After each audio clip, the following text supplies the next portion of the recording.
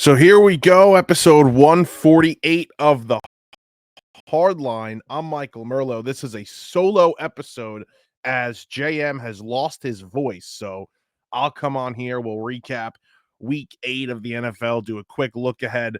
No more than 30, 40 minutes here, I would think. But we'll see how things go on this wonderful Tuesday morning. I do have to give my condolences to my partner, JM, who listen, I'll mention one thing on the baseball. This is a football podcast. I'll mention one thing on the baseball. Um, the disparity between the American League and the National League is showing up in this World Series in a big way. And I didn't think it would. Now, I thought the Dodgers would win, but I didn't think it would look like a completely different weight class. So the Yankees find themselves in a tough hole. Obviously, I don't think they're going to come out of it. And the Dodgers are going to win World Series, their first real title, not including the 2020 season, in a very long time. So congrats to them. We'll do an early congrats to the Dodgers. Now to the football. Because I don't really know where I want to start. I guess we'll start with the most recent game. So this is Tuesday morning. So we'll start Steelers-Giants quick. I don't really want to mention much on the Giants other than that I think they're an absolute dumpster fire at the moment. I think the coach can coach. I think Daboll is a good offensive mind. I think he can call a good game. I think he does a lot with little. And I think it's almost impossible for him to manage a game without his star left tackle. So all of these things now lead up to what I'm about to say is they're completely undisciplined. They make way too many penalties, and it just looks so sloppy at times. And the quarterback clearly holds them back. So I do feel bad for Daboll. It seems like he's getting another shot. We had John Mara come out the other day and say that Joe Shane and Brian Daboll are going to get another chance at this. Hopefully draft their own quarterback. We'll see, though, because right now they're only 9th in the draft as it is currently constructed at 2-6. There's a lot of bad teams in the NFL this year. So it's tough right now for the Giants. It's tough sledding. I do feel bad for Brian, but there's way too many mistakes. Way too many mistakes. They're a young team. I get that. I know the draft class from last season actually looks pretty good. Tyrone Tracy looks like he's a player. So there's some good, but at the end of the day, there's a lot of bad. Now, it's not as bad as on the other side of town with the Jets, but it's a lot of bad football there. So we'll talk about the Jets in a second. I don't really have much to say on the Giants other than they're a bad football team, and there's a lot of questions, and I don't think we need to spend time on them.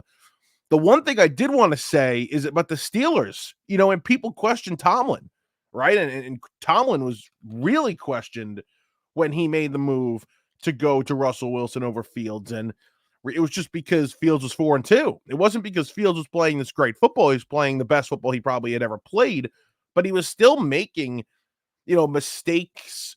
He was still prone to the turnover. He was still prone to the damaging sack that takes you out of field goal range. And Tomlin's like, I got a professional here in Russell Wilson that showed a little bit last season with Sean Payton. Let's get him in here. And it looks good. Russ looks good in 2 games. Yes, against the Jets and the Giants. Not the greatest opponents, but he looks good. He looks competent. He could still throw the deep ball. They have a run game. The offensive line's playing well. They have something on the outside with Pickens. I don't know. With that defense, the past couple of years, they've just kind of been like a pushover team when it comes to the postseason, right? If they got in, they're an easy out. But they do have a good defense. I think this season, with a professional at quarterback in Russell Wilson and that great defense, and we know about the coaching, and we know they can run the football, and Pickens looks like something with Wilson. Are the Steelers more scary than they've been since probably the Big Ben days? I think they are. I think you have to treat the Steelers at this point, and we would joke about them, JM and I, about how fake they are. I think you have to treat them as a real team at this point. With Russell Wilson at quarterback, a good running game, the offensive line protecting him. I don't know. Great defense. We know about the great defense. Their special teams is great. I love the special teams coordinator. I mean, I wish we knew about him. I wish they made light of him earlier. What a great story. It seems like a great human being. Seems like those players love playing for him. And just the overall team is just coached so well. They're coached so well. They are dangerous. I think they're a real team in the AFC. Now, listen, there's tiers to this, right? You have your tiers of your Chiefs and your Ravens and your Bills. And then I think there's another level, and we'll talk about this when we talk about the Texans, but then I think there's the Texans and a couple of other teams. I think the Steelers are probably in that second tier there. They're certainly not in the first tier with the elite teams. But the Steelers can play. The Steelers are dangerous. I don't think there's some pushover team here. I really don't. So give Tomlin credit. He makes the move. It was an unpopular move to go and go to Russell Wilson, but it seems like the right one. And the Steelers go to the bye at 6-2 and sole possession of first place. So again, give them credit. They're doing a great job. They're 6-2. They're going to have a chance in this division. Let's move on here. The Jets, the absolute debacle that is the New York Jets. You know, I have a lot to say. Okay, I have a lot to say about the Jets. And I have to pull up a stat here about the owner. But we'll go to the Jets who lose 25-22. We know about the stat. Let's pull up this stat for a second. We know about the stat that was 750-0, right? Let's pull up Dan Orlovsky quick because this is just an unbelievable stat. Let's see. He tweeted a lot yesterday, Orlovsky. He's good. I actually like him too. I'm about to sneeze. I apologize. Here we go. Scored 20-plus points, didn't turn the ball over, and allowed fewer than 250 yards. NFL teams are 750-1, including the playoffs when generating that box score. The Jets are the only loss that was on Sunday to the New England Patriots. Not only was this just a completely embarrassing loss on so many levels because Drake May leaves the game, but now you add that stat into it. I mean, Drake May comes out of that game with the head injury, and you hope he's okay. And he looked pretty decent. You know, he rushed for the touchdown, looked like he could move the ball a little bit. But after that, you kind of get the sense like, oh, they're going to run away with this game, the Jets. Like the Jets should run away with this game. With Jacoby Brissett in there. No, that doesn't happen. It's a really bad loss. And there's so many issues with the Jets. I think the biggest thing is coaching and quarterback, right? Like those are the two biggest things. They have the worst coaching staff in the league. They probably have the worst coaching staff coming into it. You all know how I feel if you listen to the show. You all know I don't like Robert Saleh. I never liked Robert Saleh.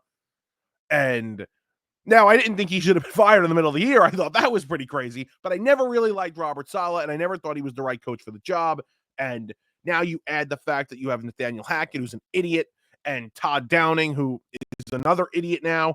Like, just one of the worst coaching staffs ever put together, right? And now Ulbrich, who's never coached, been a head coach in the NFL, now he's the coach, and it's like, what's Ulbrich supposed to do, right? What is he supposed to do here? He's kind of set up for disaster. This is what happens when you give too much power to one human being in the room that's not your general manager or your coach. This is what happens when you give a player who hasn't played with this team, in this organization, in this city, who's also 40 years old coming off of an injury. This is what happens when you give that man too much power. I don't care what he says. I don't care what anybody in the building says. We all know who pulls the strings with that organization. It's Mr. Aaron Rodgers. This is what happens when you give one man too much power that doesn't deserve it, that doesn't know what he's doing. At 40 years old, 42 years old, you can give the greatest quarterback of all time who knows how to win, Tom Brady, you can give that guy too much power. That's fine. That's probably the only exception. But this isn't Tom Brady. There are so many issues. The issues with this organization start at the top. They start at the top. They start with Woody Johnson. He might be the worst owner we've seen in a very long time. He very well might be the worst owner in New York sports ever. Let's go through this. Woody Johnson purchased the team in 2000. Since then, the Jets are 26th in winning percentage with a .434 winning percentage. They have 6 playoff wins in that time. That's tied for 10th fewest. They score 19.3 points per game. That's 31st in the NFL in that time. 197 passing yards per game in that time. That's 31st in the NFL. And they have one division title since 2000, which came in 2002. They haven't won the division in 22 years. That's how bad it is. That's how bad this man's ownership is. He is the worst owner in this town, at least. And he might be one of the worst owners, 5 worst owners in the NFL. And it's because he butts his head. It's because he makes decisions when he has no clue what's going on. So I do feel bad for the Jet fan. I really do. I don't hate the Jets. I've never hated the Jets in my life. I feel terrible for the Jets because, by the way, the owner of the Giants is much better. I mean, he butts his head into things. I think now he lets the football people run the football operations more so, because if he didn't, then I think Saquon will still be on the team. But I really feel bad for the Jet fan having to deal with this man and owner, because there is no hope unless this guy sells the team. And he's an egotistical maniac. I don't think he sells the team. I don't think he ever sells the team. And if his brother takes over, his brother's a moron too. He hired Adam Gase. So it doesn't really get better if Woody decides to be ambassador for Donald Trump again of England. I don't think I don't even know if that's possible, if he could do it again. But either way, it's just a bad, bad, bad situation with the New York Jets. And the other thing, which is crazy, okay, is that, like, we can go over the issues, and, like, Aaron's not playing well, but Aaron doesn't have a running game, and he doesn't really have an offensive line, and the offensive system's just broken. So, like, I want to put blame on Aaron, but I also don't really think I could put all of the blame on Aaron. Like, their star players on defense are not performing. Like, Sauce Gardner is not performing. He's not playing well. DJ Reed has been banged up. Okay, he's been better than Sauce this year, but hasn't been great. Quinn Williams hasn't been good until this past game against New England, but what did it do? They lost. Hassan Reddick didn't play well in his first game. Hassan Reddick is now finally here, thank God, but they probably could have used him when Jermaine Johnson went down in week 2. That's a huge loss that nobody's talking about. Like, the defense and their star players, they just aren't playing well. CJ Mosley's probably done. They're not playing well. So, like, there are issues, right? But then there's more concerning issues because these stars aren't performing. Garrett Wilson's playing better now. I think he's getting more comfortable with Aaron. But there was a point in time where we were worried about what Garrett Wilson was doing. They're just a disaster. They're really just a disaster. And it starts at the top, and I don't know where they go from here. I don't. I mean, they have a game Thursday night against the Texans. The Texans are so banged up at wide receiver. We saw what happened last year when they came and played a terrible Jets team. They got blown out. I don't know if the same thing happens. The Jets are 1-point favorites. You know, it's a tough game to predict. It's a short week. The Texans got to fly here. I don't know what I would pick in the game. But if the Jets are staring down 2-7, how do you not take calls or make calls on Devontae Adams, on other veterans you have on this team that could be moved? I don't know how you don't. You got to start selling, and then what do you do? So the big questions, Aaron, I don't know what goes on, but what a mess. What an absolute mess. The Ravens and the Browns, I thought this was an interesting game as well.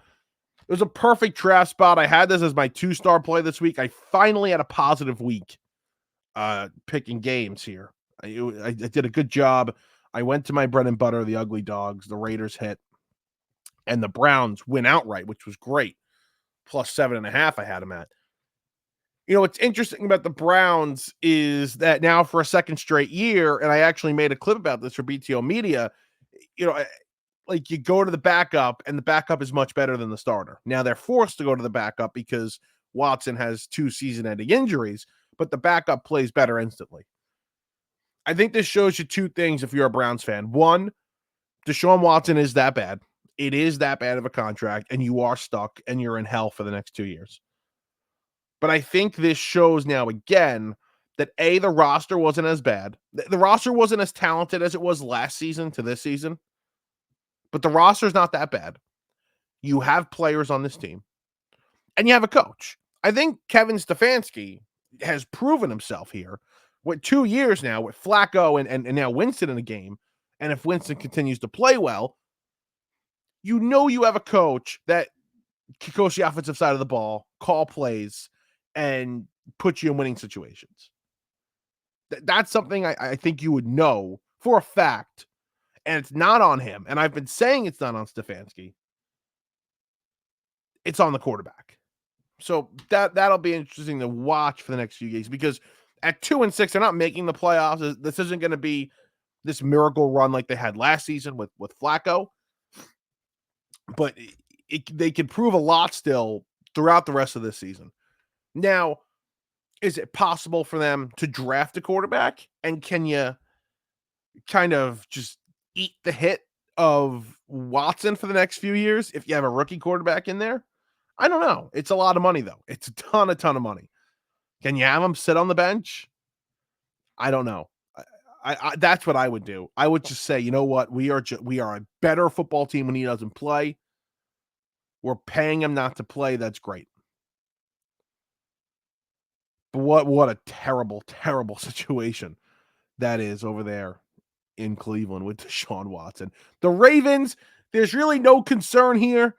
This was a perfect trap spot, right? You're playing a division opponent on the road. You've been so dominant. They have a new quarterback who hasn't played for this team.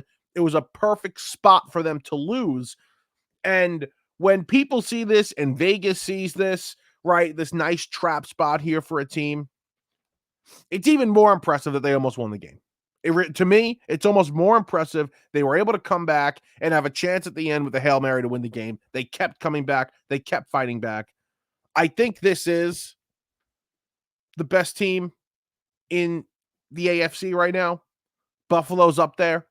Kansas City's obviously up there. I think Baltimore is still the top team in the AFC, though, even at 3 losses. They've played so well. They're so dominant. Baltimore's great. And they were due to lose. They were due to come back to earth here. And they do. They come back to earth. So they get a loss in Cleveland. There's no concern there for me, though. I wish they would go get a wide receiver. I just think they would be on another level if they were able to add another wide receiver. But Flowers has played well this year, inconsistent at times, but has played well this season. They have the tight ends. Andrew's getting involved now. So you see what happens, but they're a really good football team, and they're going to be just fine. I still think they'll overtake Pittsburgh at some point for the division, but right now they sit in second place, and Pittsburgh has sole possession of the AFC North, which is a tough division. Let's move here to the Colts and the Texans. This kind of ties in with the quarterback stuff. Last season, Shane Steichen gets off to a great start with Richardson in the first few games, and Richardson goes down. And Anthony Richardson, who was a rookie last season, hasn't played much football in his life with COVID and whatnot, and injuries, and playing in Florida and college, and just hasn't played a lot of football. And now he comes in, he starts the first few games in 2023, and he looks really good, but he goes down. And he misses the year, and it's Gardner Minshew. And Gardner Minshew is a win away at home against the greatest rookie quarterback of all time from getting to the postseason over that team and winning the division, right? This is what it proves to me. It proves to me that Shane Steichen knows how to coach a football team like Kevin Stefanski and knows how to coach an offense and call plays and can put you in a great situation. But what he can't do, like Stefanski, is overcome terrible quarterback play. Stefanski can't overcome Watson, and Shane Steichen, at this point, cannot overcome terrible quarterback play with Anthony Richardson. He has to make the move to Flacco. Because Flacco, if he plays in that game against Houston, who is riddled with injuries at wide receiver, they're banged up to no end. But if he plays in that game, we're talking about a completely different AFC South. We're talking about a division that is completely wide open with Flacco playing good ball. That's what we're talking about. We're talking about the Colts possibly being able to win this division. But instead, we sit here with the Colts at 4-4, the Texans at 6-2, winning both games on their way to a division title. And the Colts sitting there saying, we need to make a quarterback change, but we're too afraid to. And if we don't make the quarterback change, we are not going to make the postseason. And Shane Steichen has to make a choice here.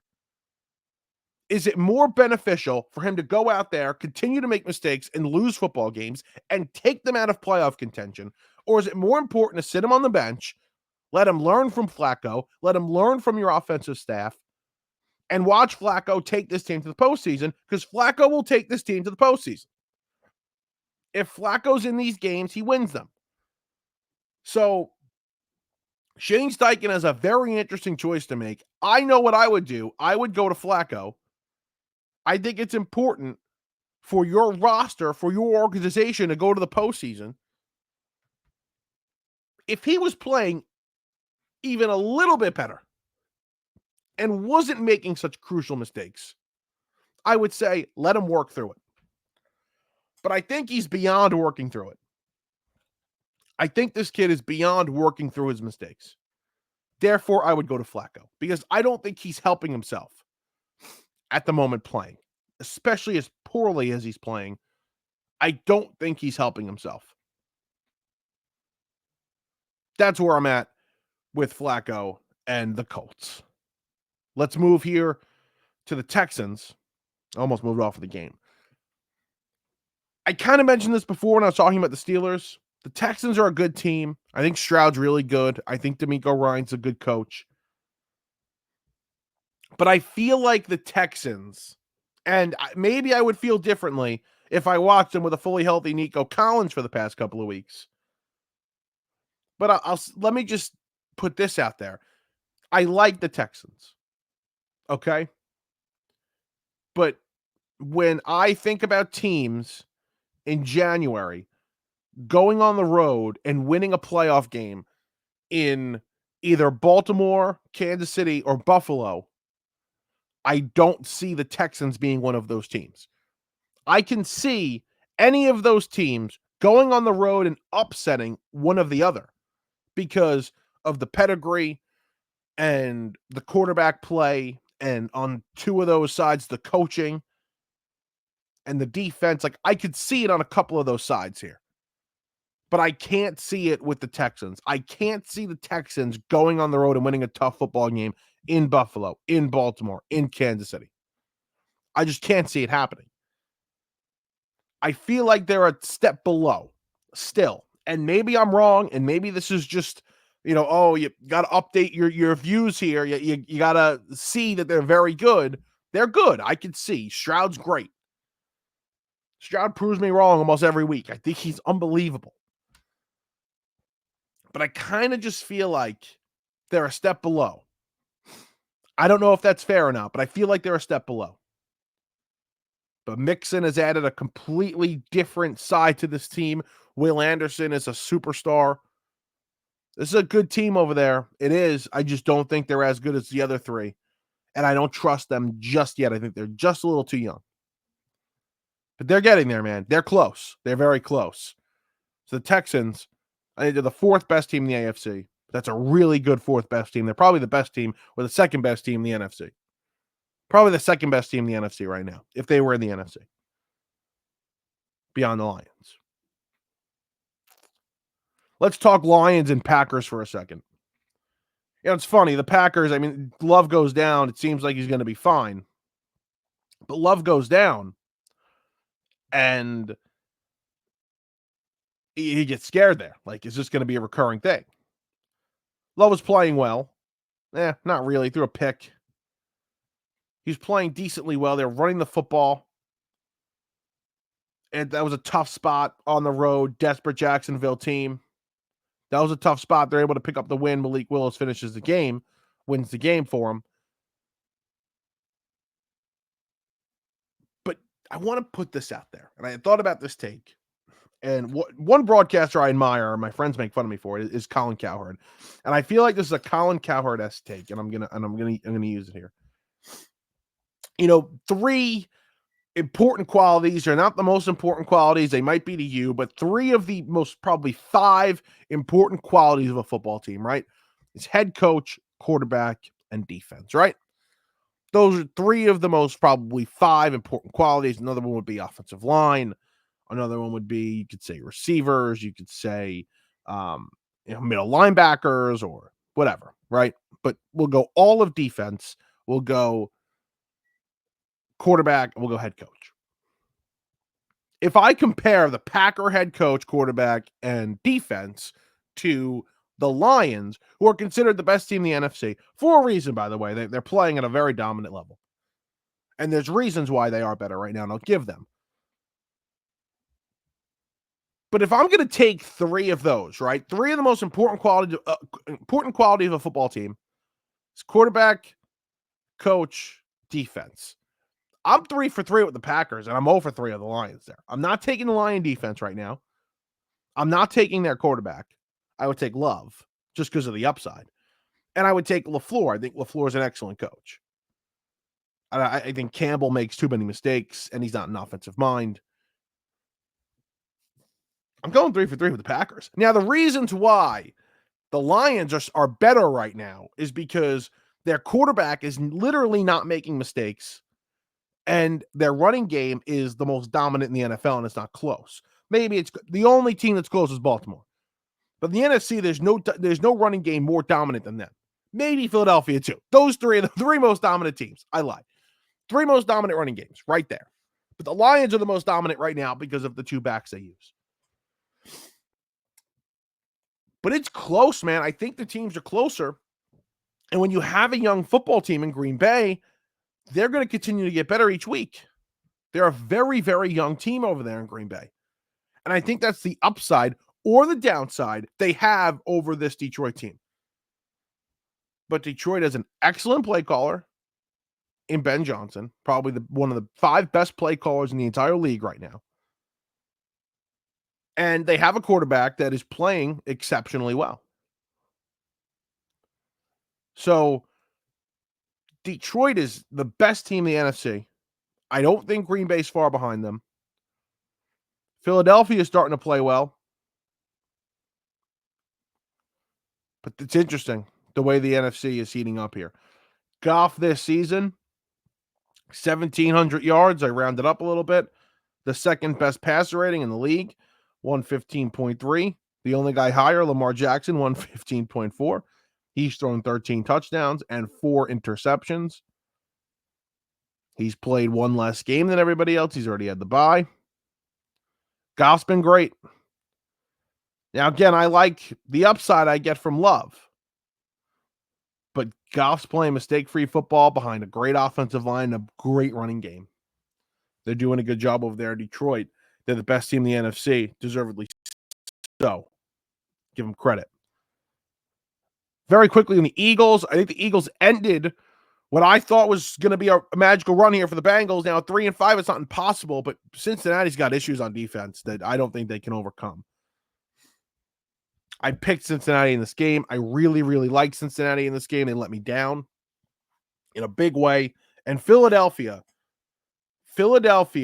finally, this is the first time, possibly since 2022. No, I'll say there were a couple of games last season before they went on the losing streak that they looked as dominant as they did in 22. I'll take it back. This is the first time since the Buffalo game this Philadelphia team looked this dominant. Barkley, 108 yards on the ground.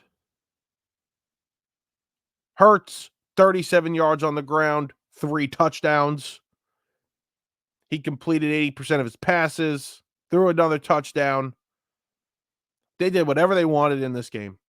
They were great in this football game. And the defense stepped up against Joe Burrow. His numbers coming into this game, 15 touchdowns, 2 picks, had the highest passer rating in the league, dropped him completely down. The defense deserves a lot of credit. Only 17 points to this great offense of Cincinnati.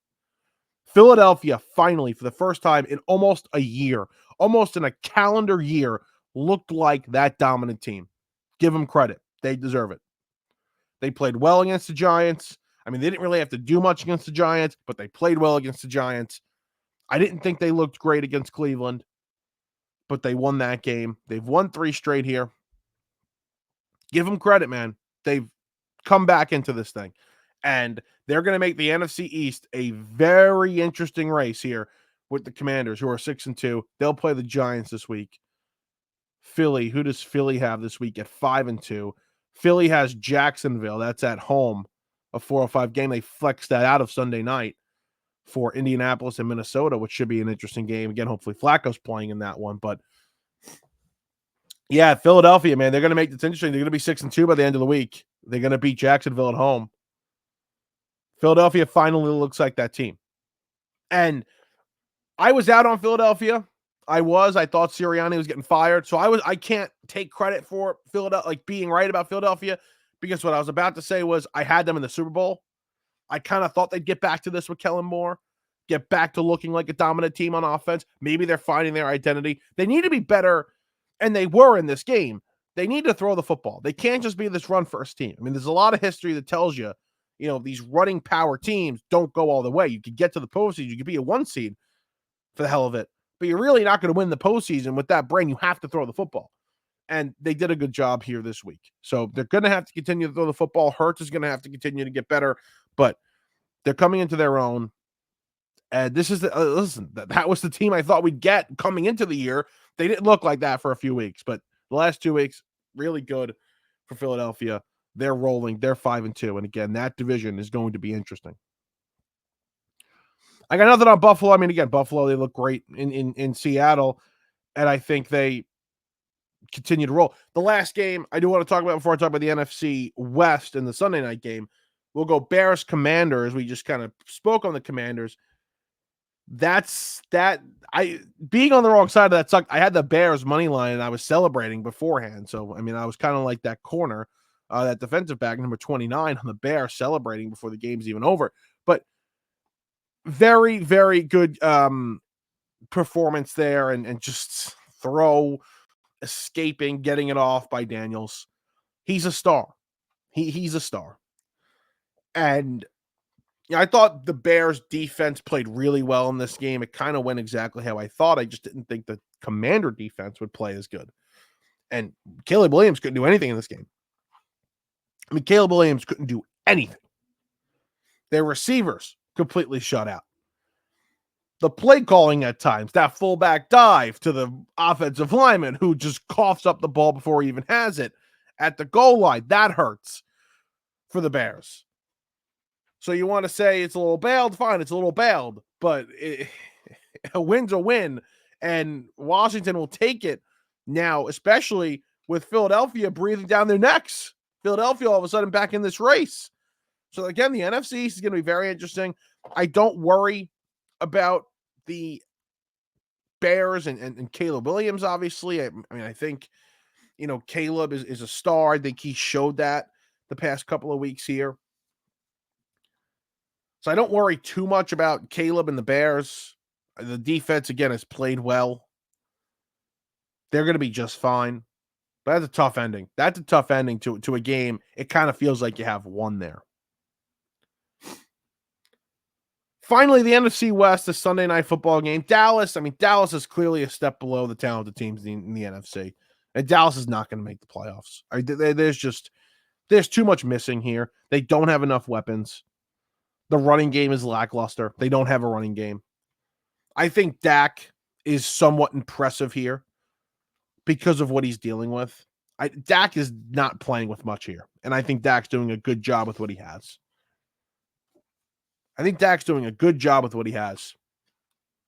He just doesn't have much. He has CeeDee Lamb and a bunch of random receivers. He doesn't have a run game. The offensive line isn't as good as it's been in years. Their defense isn't playing well. Like, Dak is playing with nothing here. So you pay the quarterback. It's great to have the quarterback until you have to pay him, right? Because now you can't pay other positions. I think the number one solution for this team, if they're going to compete next season, you can't pay Micah Parsons. And you got to trade him for a boatload of picks or a boatload of players, whatever you can get. Trade him. Get rid of him. Because you could find other pass rushers. He's not this Lawrence Taylor that even I thought like player. Nobody's Lawrence Taylor, but I really thought he could be that kind of difference maker on defense. He's clearly not that guy. I would move him in the offseason for a ton of picks and sort of rebuild this roster without going through a rebuild. You're getting money off the books, obviously, by not paying him that huge contract. That's what I would do here. That's what I would do. But I don't know if Jerry has the balls to do it. I don't. And with San Francisco, they're not as dominant. They're banged up, but they play well and get a win. And now they're going to get McCaffrey back. You're going to get McCaffrey back. You have Jawan Jennings coming back. You have Pearsall. You're getting involved here. Debo looked good the other night. Kittle's back to being maybe the best form of George Kittle we've ever seen.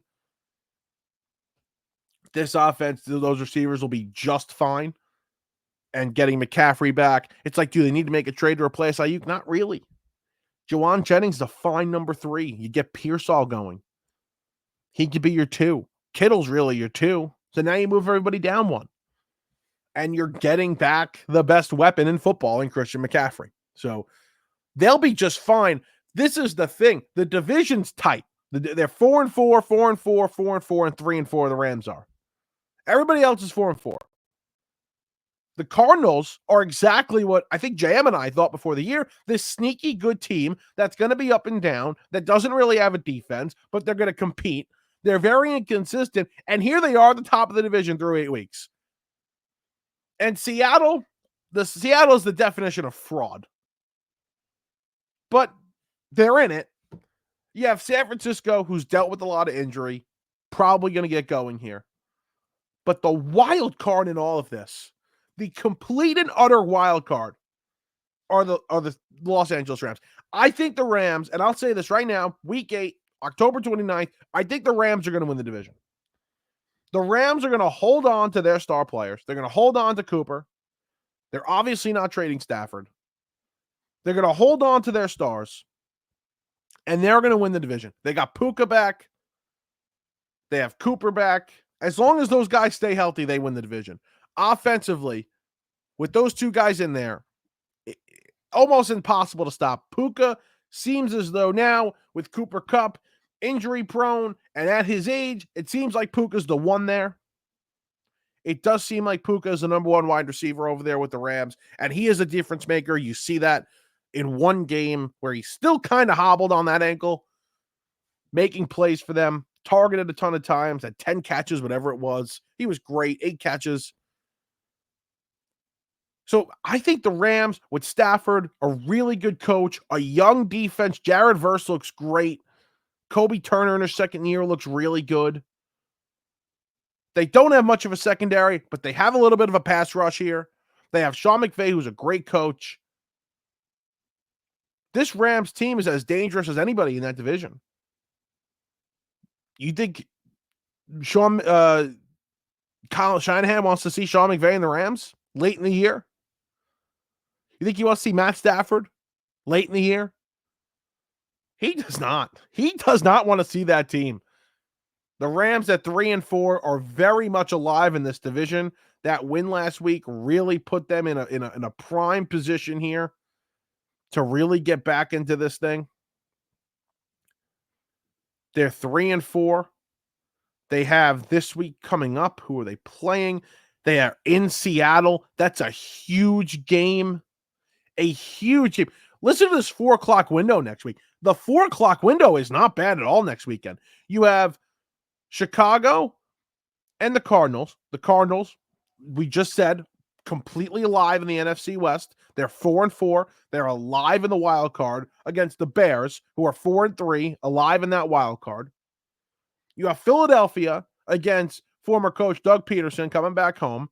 Now, this is not really a great game. Philadelphia 7.5-point favorites, but Philadelphia completely in the hunt for that division right now against the Commanders. Detroit and Green Bay doesn't get better than that. Does not get better than that. Detroit and Green Bay, 6-1, 6-2.